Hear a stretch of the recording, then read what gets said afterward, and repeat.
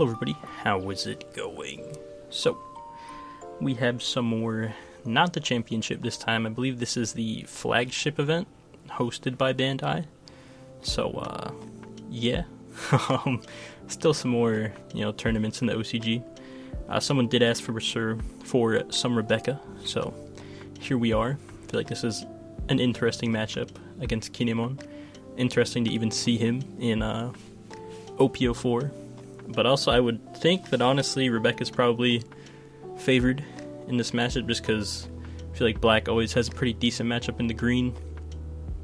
So, we'll see how it goes. We see the Rebecca player actually playing the 10-drop Kuzan, which is, I don't think it's very, common? Or, like, standard in Rebecca. So, yeah. Also interesting that the Kinemon decided not to play for board here, rather just swinging 8 at life. Because we see the Okiku in his hand and the Shinobu, and he could have dropped either of them this turn. So kind of interesting he elected to just swing 8 at life. To be fair, I feel like it's almost a common thing when we see players play against Rebecca that early on they just kind of swing big over playing cards down, which is interesting. We saw it in the Law matchup that I posted, I think, from the championships. We see it here now, the Kinemon deciding not to play down an Okiku or a Shinobu. And I kind of wonder why. Like, yeah, Rebecca is going into the 4-Dawn turn, but, they wouldn't be able to say he just played down an Okiku and, like, either a Beji blocker or a Momonosuke. He'd be able to, like, 3000 Worlds one of them, but then he wouldn't be able to swing at the other. But he wouldn't have been able to tap the Momonosuke, so yeah, he wouldn't have even had a swing. So yeah, maybe I'm just rambling, but he does decide to play the Okiku here one turn late. I don't know, I feel like it's kind of odd because you're kind of just saying, oh, this turn he won't have the 3000 Worlds, but last turn he would have. I don't know, kind of an interesting call. Maybe someone has some insight as to why players elect to do that, because with 4-Dawn, he can't reduce the cost of, like, Okiku and then also, like, Leo it. He could only really 3000 Worlds it, so kind of interesting that he just decided not to play the Okiku there. But, Rebecca player reading Okiku, is that really how it is in this meta? Green is really that far from people playing it? That's rough. That's rough. Okiku is the menace of OPO1. Come on. Rebecca tapping 4. Looks like going for the 3000 Worlds. So yeah, that Okiku was kind of inevitably answered. But Kinemon does have another Okiku in hand, and Rebecca does give him a life as well. So he still has plays for this turn. Nothing too crazy. Looks like he grabs a Krieg, which sounds pretty good. He can't KO the Kyros with it right now because Rebecca is active, but just establishing a bigger body that has 6 costs, which is just out of the range of 3000 Worlds, sounds pretty good to me. And basically playing on a curve. Doesn't get value out of Kinemon playing the Krieg because he's not Wano, but still sounds like a decent play. Also, I see a 10-cost Dofi in his hand, and for some reason I thought that 10-cost Dofi was locked into the Don Quixote Pirates leaders, but it's kind of cool that he's not.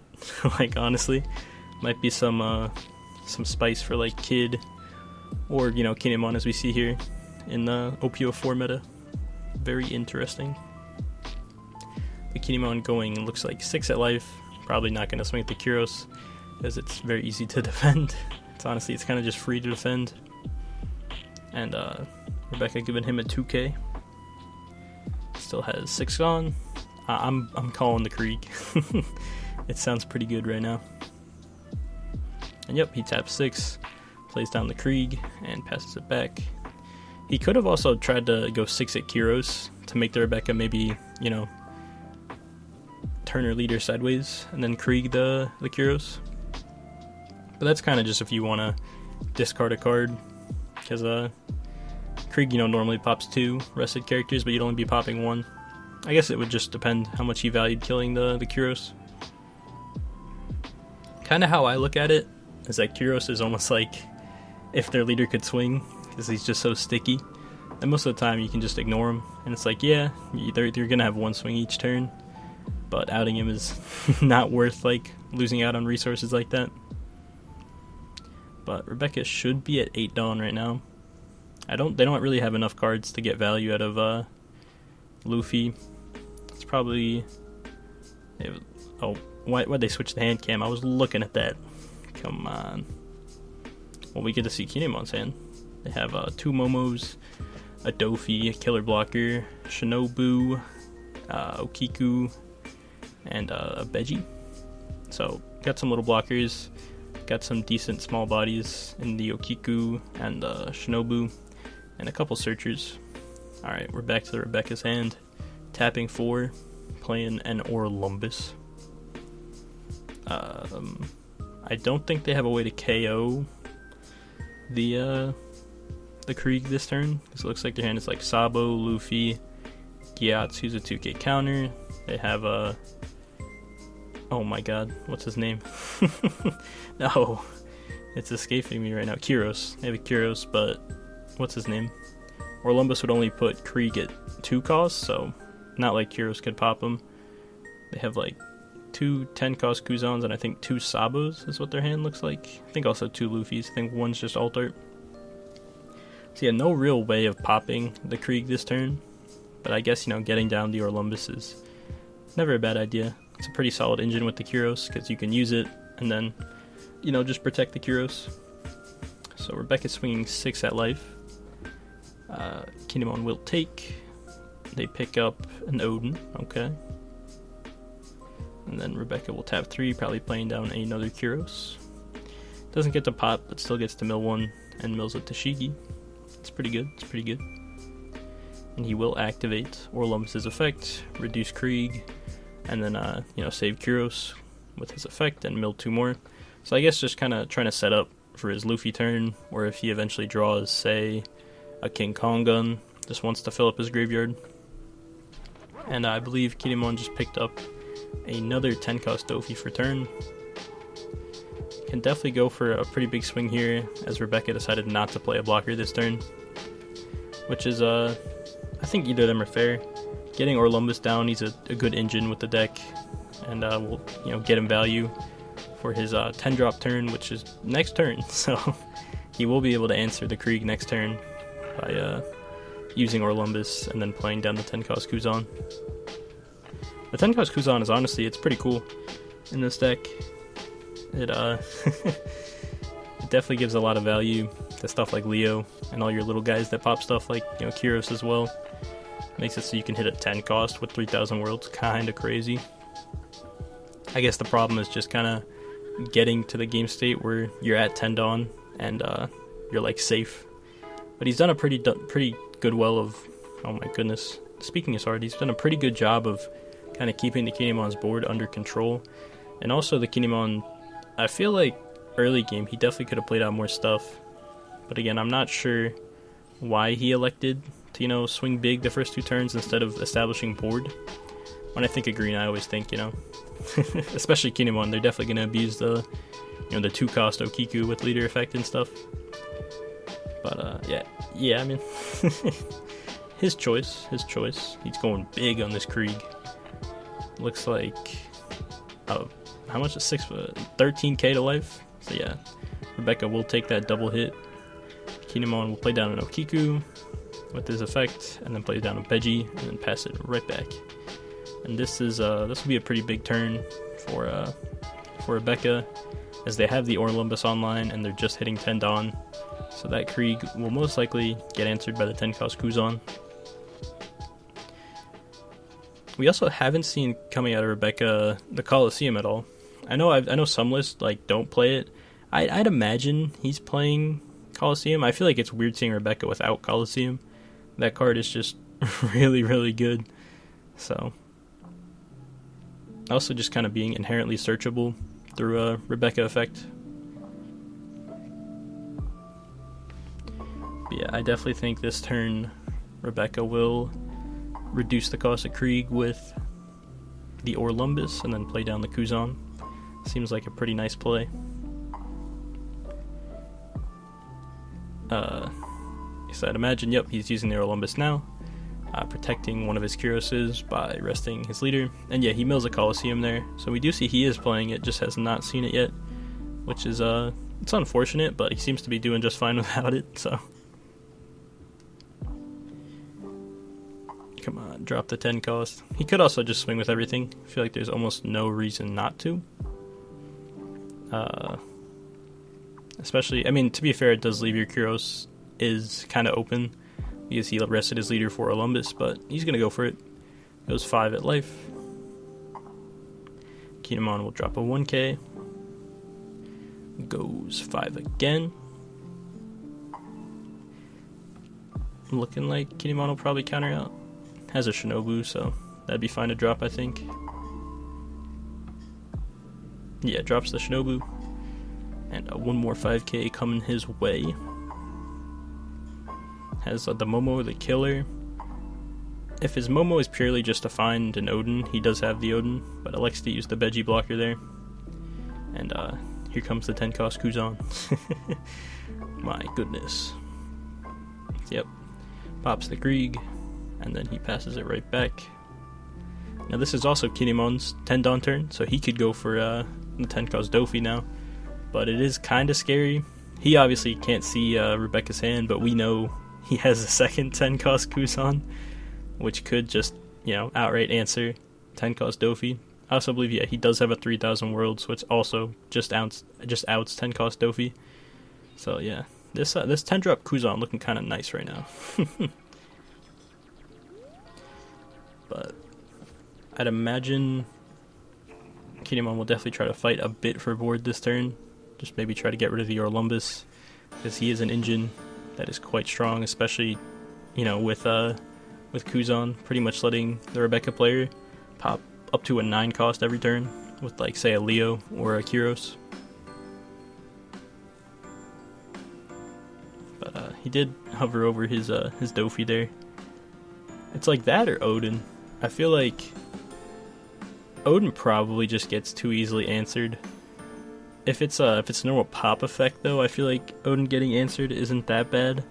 But if it's 3000 worlds, which we do know Rebecca has, but again, the Kinemon player wouldn't necessarily know that, it'd be really bad, because, Odin wouldn't get his float effect.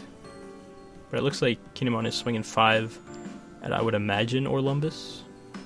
And Rebecca electing to let it go. Okay.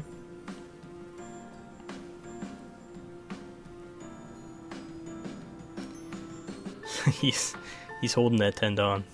He knows he wants to drop that 10 drop. I don't know, it's like, I feel like it just gets punished so hard by so many things, but in the spot he's in, like, what else is he really gonna do? I feel like Odin or Dofi just get answered by just him having the 10 cost Kuzan on field. I feel like he just really wasn't able to be aggressive enough in the early game. Did separate out 7 Dawn though, so could be considering playing the Odin as well. The rest of his hand is what? It's Momo, a killer blocker. I can't see what's in between the Odin and the Momo.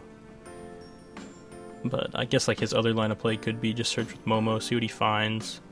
Maybe try to get some more mid-rangey cards on the board, rather than just playing one big card this turn. I assume, yeah, goes 5 at Akuros, or Life, either one. I'm not sure exactly what he went at. But Rebecca will 1k out of that. And, okay, he taps 10 Dawn, he's going for the Dofi.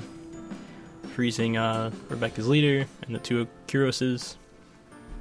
So, passes it right back. Rebecca does have the second Kuzan. And yeah, he could definitely just clear the board by swinging his 10 drop Kuzan at Okiku, and then just playing down his second Kuzan, which would be kind of cool. Kind of funny. And he grabs a King Kong gun for turn. So he's kind of set up to go for game sometime. We're nearing in. We haven't seen any 7 drop Luffy action, which I guess isn't so surprising, just because, this turn you wouldn't really want a Luffy, because you have a direct answer to the Dofi, and he'd be swinging up a ton if he was trying to, Luffy it. But Rebecca tapping 5, plays down a Sabo, okay. So not playing the second Kuzan this turn. Probably just wants to out the Dofi with a 3000 worlds. We see a Tashigi, and I think that's Barto that he picks up. And he'll discard a Kuzan and a 7-drop Luffy, but he does have another Kuzan. He saw 3 Kuzans this game. It's kind of funny. So he still has 5 down left, so he can like 3000 worlds the Dofi, and then leader effect, and then clear the Okiku with Kuzan. So yep, goes 10 at the Okiku. Okiku is gone. Taps 4. 3000 worlds the Dofi. And he's at 6 cards now, so he can leader effect. And that is what he will do. Sees a Barto, and man, I forget the name of this spell, but it's kind of like 3000 worlds, but it pops.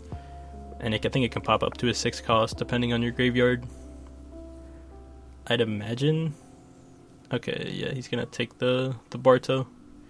That's fair. That's fair. He does have another Kuzan in hand if he needs to, pop something. And that Kuzan could literally pop anything, as long as it doesn't have the text that says otherwise. So yeah, definitely a rough spot for Kinemon. Game is definitely looking a bit out of his grasp. Could just start swinging big with leader. Maybe he should have just started doing that last turn, just because he saw his opponent on the Kuzan, and the Dofi was likely to be answered. But now that he has the Rebecca player has a Sabo established, it's gonna be kind of hard to get through. Really, get a good look at his deck. It's looking pretty small. Definitely has been through quite a bit of it. But they do have the second Dofi here, I think. Is he there? His sleeve is kind of over it. I'm pretty sure he's there though. Yeah. So he could Dofi again. I think it'll just get answered again though. Again, his other plays don't seem the best either though. I guess he could play Odin, and if it gets popped we at least get no Kiku, which maybe isn't the worst, because he already used 2 3000 worlds, so he can kind of hope he hasn't saw his last one. But he did just filter a bit with Sabo. I don't know, it's a hard call. But it looks like he's tapping 10, going Dofi number 2. Yep. And he's gonna freeze, I think, Kuzan, a Kyros, and the Rebecca leader herself. And isn't gonna swing with Kinemon because Rebecca has a 6k blocker. It'll just get blocked. You might as well swing just in case though, because sometimes people just forget. This is tournament, so he probably wouldn't have forgot, but you never know. Rebecca finally seeing a Coliseum there. That's I don't know if he needs it at this point, but it's there. Swinging 5 at life. Oh, is this the turn we get Kuzan number 2? I think it is. Kinemon will likely defend with one of his 1Ks. He has a bunch. Let's see. Oh, no, he takes. Alright. Picks up a killer from life. And then here we go. Kuzan number 2. Pops the Dofi. My god. Yo, Kuzan looking mad good in this deck. I feel like it's just kind of greedy. I think that's all it is. Like, if he was against, say, a Zoro, I feel like he would not have the space to play a 10-drop. If not, obviously here he gets to play 2, which is crazy. But maybe I'm wrong. I don't know. I'd have to play more Rebecca and see how Kuzan is in the deck. But once again, Kinemon could play Odin this turn. He should know that it will most definitely get answered. He has 2 10-drop Kuzans on the field, so it's literally a 0 cost as he drops it. A -2 cost, actually. I don't even know if cost can go minus in this game. I think they can, but I know attack can, which is kind of funny. Kind of spacing out his Dawn here. I think he has all the Straw Hat Dawn. Very cool, very cool. I don't know. This game is so hard for Kinemon now. Like, Odin, I guess, is like Do you just play a bunch of blockers? Like, how do you stabilize? I feel like it's so hard now. You really can't get anything to stick. Alright, Kinemon swinging for 11k. Will be met with a blocker, then plays down double killer. Alright, so we're going to try to live the next couple turns and just kind of swing big at life if Rebecca doesn't have a blocker.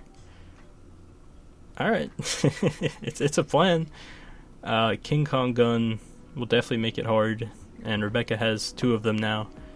So this will be probably a scary turn. It doesn't look like we have any removal in hand right now. We do have a Luffy, I believe, unless that's a Kyros. I can't quite tell, it's kind of tucked into the hand on the end there. He could take this turn to play down a Colosseum, but I feel like we're already so late into the game, does he even need to? Could definitely just put a lot of pressure on life this turn with double 10k bodies on the field, and the 2 Kyroses, along with the King Kong guns. Might honestly have a way for game this turn. Not a ton of cards in Kinemon's hand. Alright. Looking like he's gonna swing 10 at life. Oh, he psyched me out. Come on. Yep, goes 10 at life. Met with a block there. Alright, alright. If we can shoot through those blockers, we can probably go for game with this King Kong gun.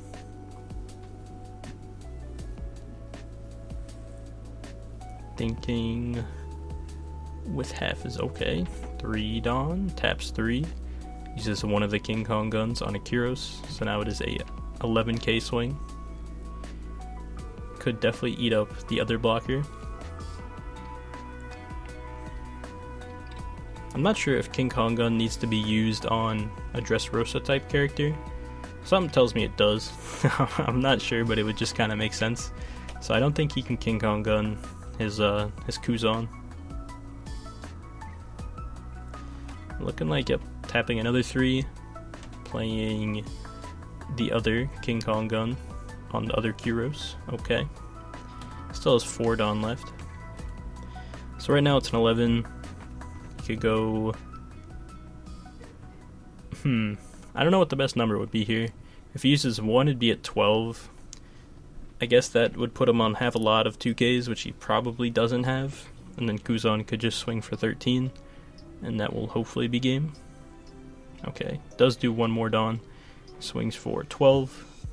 And Kinemon does take. Doesn't look like any triggers. Actually got 0 counter out of life, that is rough. And then Kuzan coming in for 13. And that is the game. Here we go. Our boy's happy. Alright, well, anyways. Thank you guys for watching.